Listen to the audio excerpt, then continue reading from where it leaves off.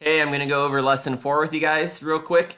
In lesson 3, we start talking about imperialism in Asia. We're going to continue that today. In lesson 3, we learned about imperialism in India and India becoming a British colony.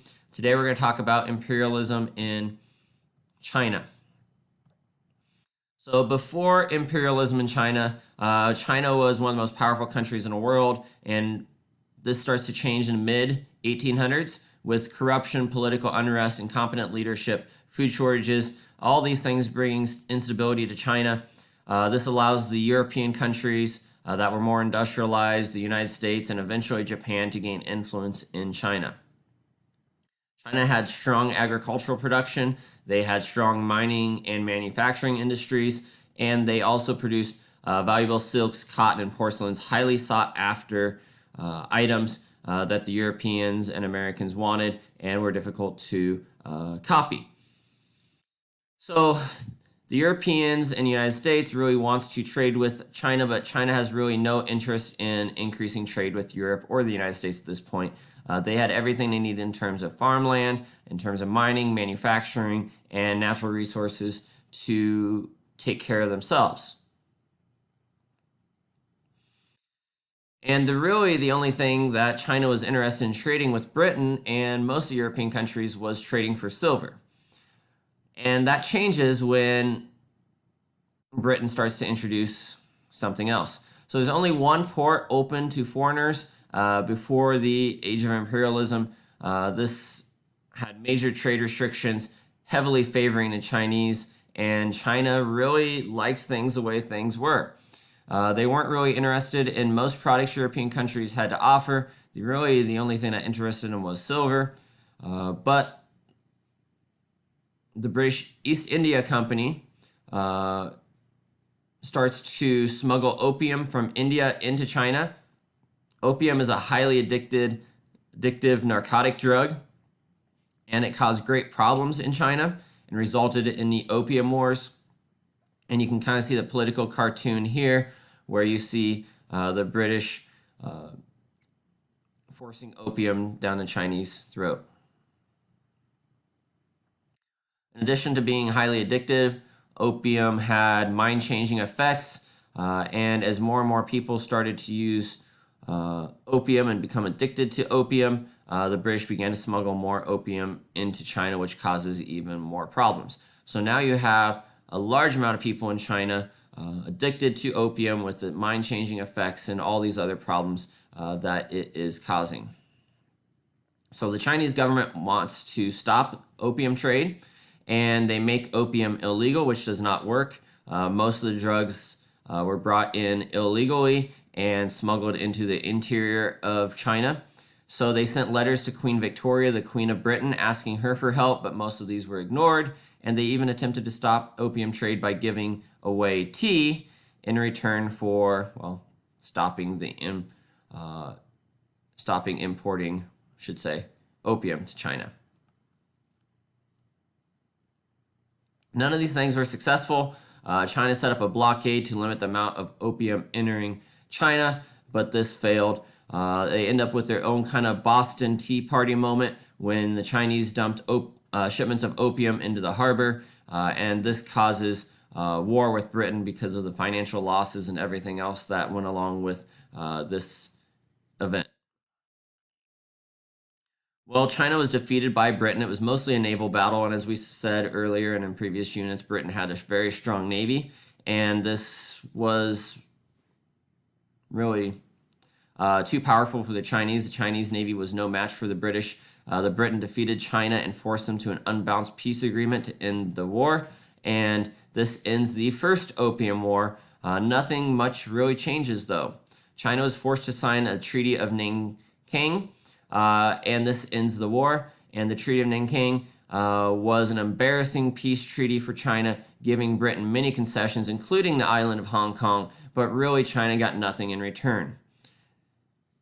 In fact, Britain continued to trade opium into China and really increased the trade of opium into China, which causes another war 14 years later when China goes to war against Britain over the opium trade, and once again, China loses. Opium wars bring more instability to China. The Taiping Rebellion and many other smaller uprisings cause more problems for the Chinese government.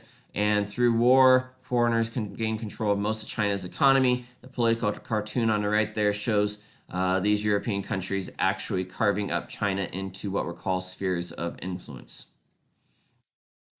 So China is divided into spheres of influence in which foreign countries control trade and investments in China and in specific regions of the country.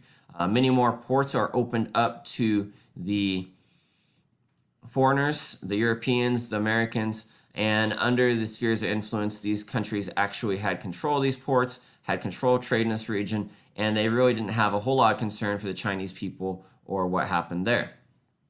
So China starts to lose their economic independence. Britain and France had the largest spheres of influence. You have Germany, Russia, Austria-Hungary, Italy, even Portugal have their own spheres of influence. And these European countries expanded the size of their zones by one-sided treaties or even through conquest and war.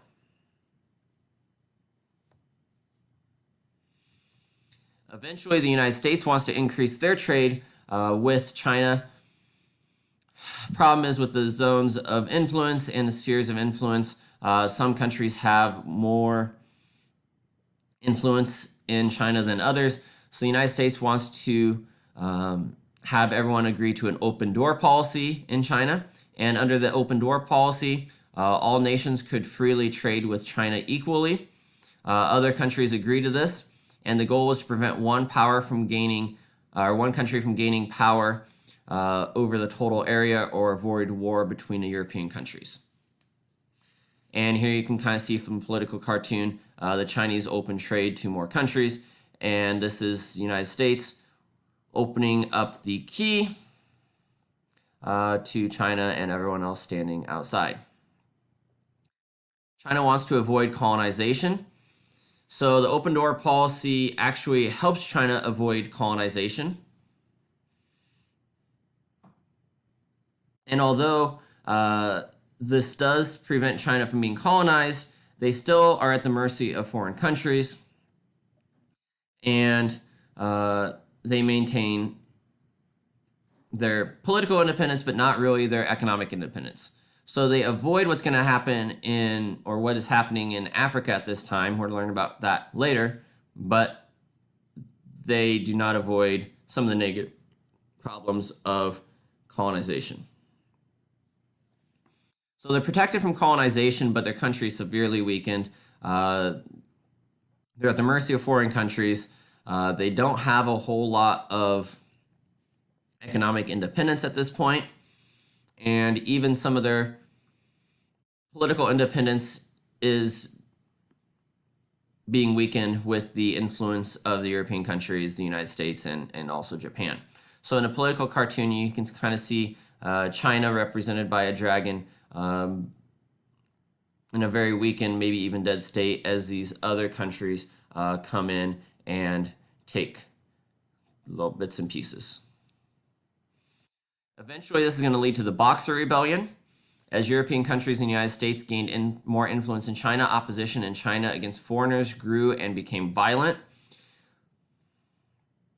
In 1900, the Boxer Rebellion began in China. And the Boxer Rebellion was an uprising in which peasants originally attempted to drive out foreigners out of China. Eventually, they're going to get the support of the government, the Chinese government. But this rebellion is going to fail. Eventually, it's put down by European countries, mostly Britain and France sending troops, as well as the United States sending troops, and ending the rebellion and becoming even more powerful in China. All this happens in events leading up to World War I, which happens in 1914. Okay, we're going to continue talking about the age of imperialism in Lesson 5. We're going to continue talking about imperialism in Asia. Our next focus is Japan and Imperial Japan. All right, thank you. Let me know if you have any questions. Please email me, and talk to you soon. Bye.